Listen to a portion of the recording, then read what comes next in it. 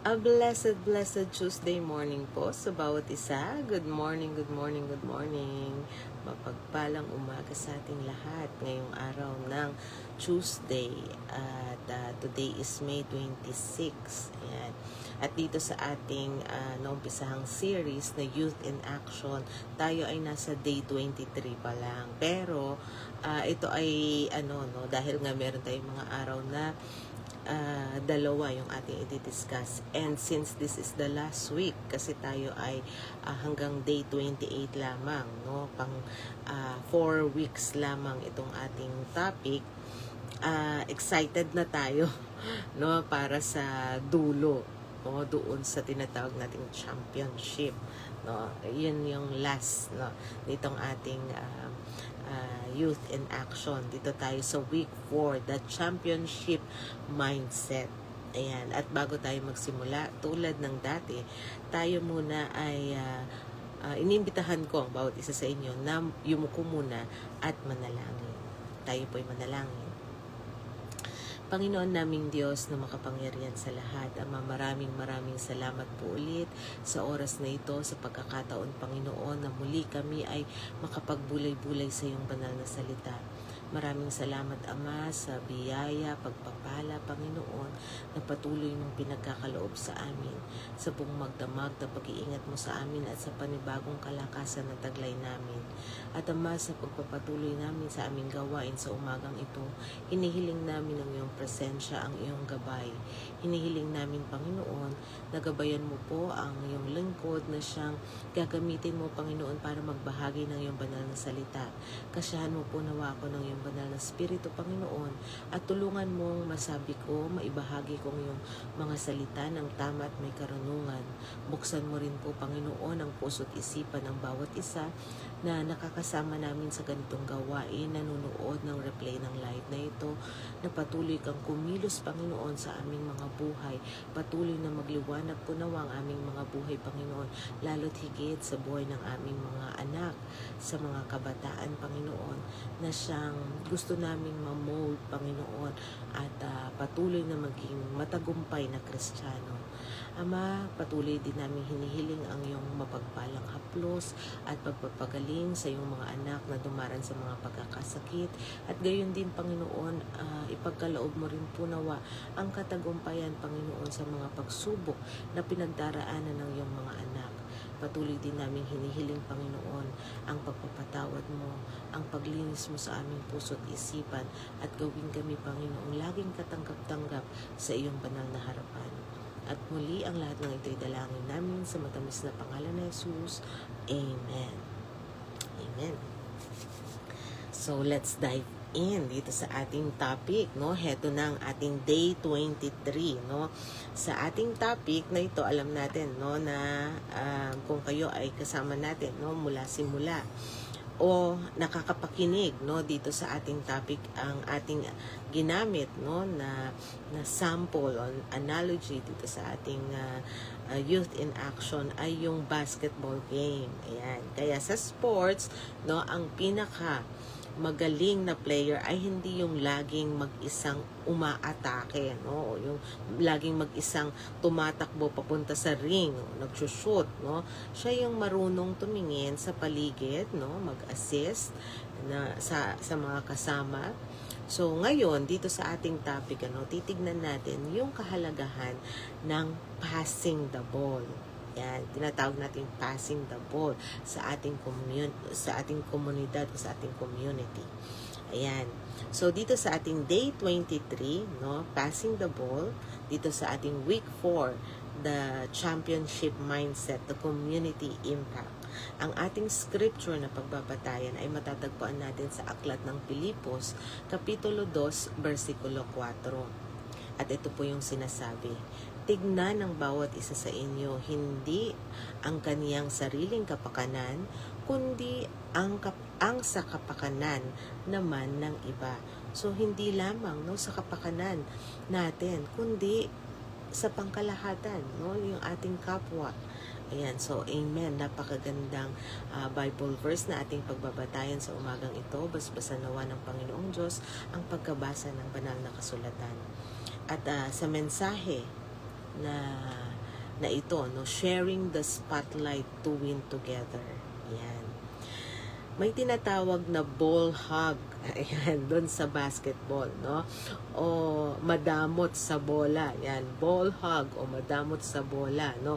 Yan ang tinatawag, no, dito sa mundo ng sports.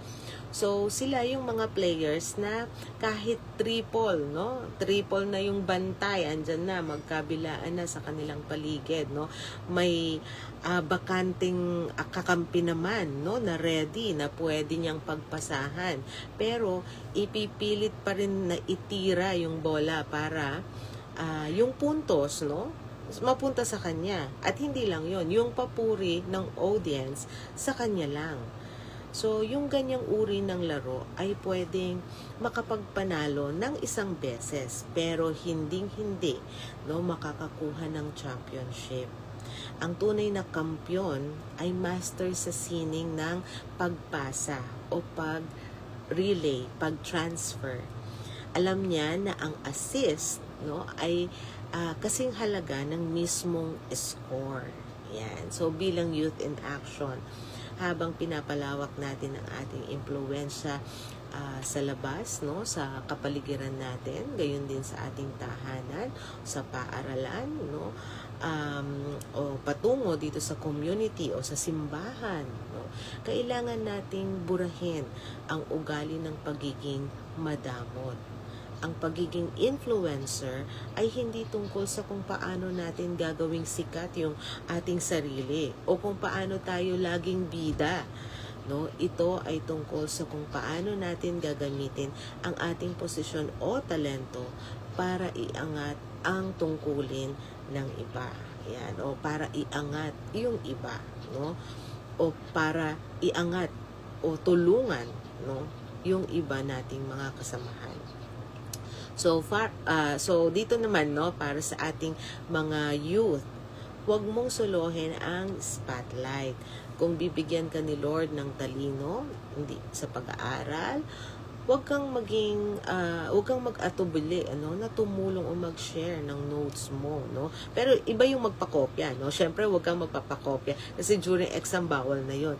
Pero during na nag-aaral kayo at meron kang isang classmate na nakita mo, no, na kailangan niya ng tulong kasi maaring na-erase na, no? O wala na yung kukopyahin pero hindi pa siya tapos, no? I-share mo yung notes mo. O kaya, mag-tutor, no, sa mga nahihirapan mong kaklase. So, kung binigyan ka ng abilidad, no, sa sining, no, sa musika o sa teknolohiya, gamitin mo ito para turuan yung mas bata sa iyo, no, para sa ikalalago ng iglesia. So katulad dito, no, ngayon sa amin sa Binyan, no, dito sa Church of God Rainforest dito sa Binyan, ang aking anak at ang aking pamangkin na si Januel, no, sa pangunguna ng aking pamangkin na si Januel, na tinuturuan nila yung mga bata sa sining, no, ng musika dito sa pagre-recording. No? So nag-post nga ako kasi natutuwa akong tignan sila, no. And at the same time natututo rin sila kung paano mag-handle, magturo, no. So sabay-sabay na nag-grow itong mga kabataan. So ang pagpasa na sinasabi natin dito o pagpasa ng bola o pagbibigay ng pagkakataon sa iba na sumikat, no, umunlad, makilala rin, no. Ito ang kabutihan ng Panginoong Diyos, no, na pwede nating i-share o ipamahagi, no. Kabutihan to ni Lord, yung liwanag niya to na pwedeng mag-reflect sa ating buhay. So be a great playmaker. Yan ang bilin natin sa ating mga youth. Para naman sa mga magulang, bilang mga assistant coaches, kailangan nating ituro sa ating pamilya na ang mga pagpapalang natatanggap natin ay hindi para i-hoard, no, yung itago lang natin o sarilinin natin o ipagdamot, kundi para maging channel ng blessing para sa mga magulang, no, na nagsusumikap na mapalaki yung kanilang mga anak ng tama, no. Tulad namin, no, ng aking asawa na si Larry, no, pinagsisikapan namin na makapaglingkod dito sa community, dito sa iglesia dito, no, maging coordinator dito sa church, sa rainforest. So yung buhay, no, ng paglilingkod ay isang malaking halimbawa ng pagpasa ng bola. Tinuturuan natin yung susunod na henerasyon, no, yung second generation, na ang tunay na impluwensya ay pagtulong sa kapwa, na maiangat mo rin yung iba, hindi sa dami ng dinaanan, no, para lang mauna ka, kundi yung tulungan mo yung iba na mag-improve, mag-go ahead, no, sa kanilang buhay. Ayan. So, when we learn to pass the ball, we create a culture where everyone grows, and together, the whole team wins for God's glory. Ayan. So, napakagandang paalala ito sa bawat isa sa atin. At sa umagang ito, meron tayong tinatawag na in-action challenge, no? Every day sa ating devotion, ito yung isa sa mga task na kailangan nating pagsumikapang gawin. So, para sa ating mga youth ngayong araw, maghanap ka ng pagkakataon para mag-assist sa iba. Ipasa mo ang iyong oras, talento, sa pamamagitan ng pagtulong sa isang kaibigan o sa kanilang project, o kaya naman ay bigyan ng simpleng commendation o papuri yung mga ginagawa ng iyong mga kasamahan upang lumakas ang kanilang loob. Ayan, amen. Sana magawa natin to, mga kabataan, no? Para naman sa atin, ng mga magulang, magmungkahi ng isang pangkalahatan o family assist project.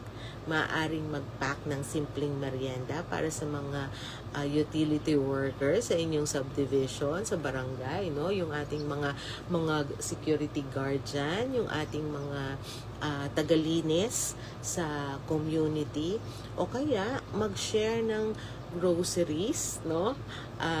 Siguro yung iba sabihin, ay sana all merong ma-share na groceries. Alam nyo, ang totoo niyan, hindi naman kailangan bongga o malaking bagay. Minsan kung may sobra ka, at alam mo naman na hindi naman kayang, kumbaga parang full na kayo, no? Bakit hindi i-share, no? Sa isang pamilya na nangangailangan o sa isang kakilala na nangangailangan. So, isama yung buong kabataan, no? Isama ninyo yung inyong pamilya sa pag-abot nitong mga bagay na ito para sila, no, ay nakaka-relate. So, sila makikita nila yung bagay na ito at makakamulatan nila, magiging ugali na rin nila. Ayan. So, amen, no? Napakagandang challenge ito para sa atin ng mga magulang na mag-share kasama yung ating mga anak. Ano mang maliit na bagay na yan or malaki, mas maganda, no? Mas maraming matutulungan. Ayan. So, ito yung ating topic for today. At abangan natin, no, yung para bukas. Tomorrow, dahil Wednesday, meron tayong dalawang topic na i-discuss. Ito yung ating pang day 24 and 25. So, stay within the boundaries, no? Isa yan sa mga topic na tatalakayin natin. Pag-uusapan natin bukas kung paano yung pananatili sa moral at spiritual boundaries ng ating Panginoong Diyos sa labas ng bahay na nagpapanatili sa atin sa loob, no? Na maging championship race. Yan. So, a blessed morning sa bawat isa sa atin, no? I hope na ang everyone, no, ay patuloy na sumubaybay dito sa nalalapit na natin na pagtatapos nitong ating Youth in Action. Ayan. So, etong mga topic natin, no, na mga in-action series natin, napakaganda. And antabayanan din ninyo, no, kasi ito ay hopefully, no, sa tulong ng ating Panginoong Diyos ay maging working book din para meron tayong manual, no, na pwede nating balikan, no? Although pinopost ko pa rin naman tong mga videos na ito, no, para sa tamad magbasa. Ayan, pwede naman ang replay para dito. Ayan. So muli, ano, a blessed morning kay Ading Shirley. Ayan. At sa lahat ng kasama mo sa iyong tahanan. Ayan. At para sa iba pa na nais, no, mapanood yung iba nating mga series, no, yung ating YouTube channel, no, ay ipopost ko rin dito para pwede ninyong puntahan yung mga series o yung mga part na hindi ninyo napanood. Ayan. So muli, a blessed morning po sa ating lahat. At bago tayo magtapos dito sa ating morning devotion, tayo po muna ay yumuko at manalangin.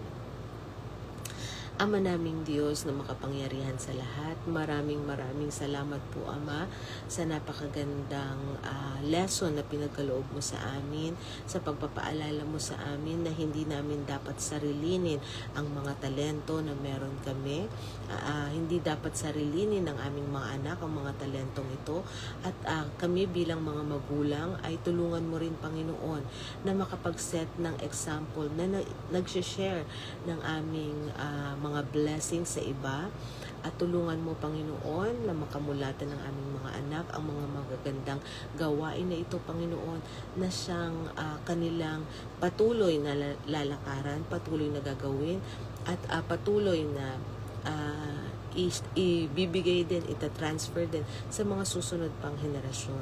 At Ama, ikaw po nawa ang manguna sa iyong mga anak, patuloy na magpala sa amin, gayon din sa mga gawain, Panginoon, o activities na meron ngayon ang iyong iglesia, hindi lamang dito sa amin sa Rainforest Binyan, kundi sa iba't ibang lugar din, Panginoon, na gumaganap ng mga activities at BBS, Panginoon, patuloy mo rin silang pagpalain. At Ama, patuloy mo rin kaming gawing karapat-dapat sa napakadami mo pong biyaya at pagpapala. At muli ang lahat ng ito ay dalangin namin sa matamis na pangalan ni Jesus. Amen. Amen. A blessed morning po ulit sa ating lahat, and see you tomorrow and later, no? Ganun din sa ating evening devotion sa pangunguna ni Sister Kathleen. Again, to God be all the glory. Take care and God bless.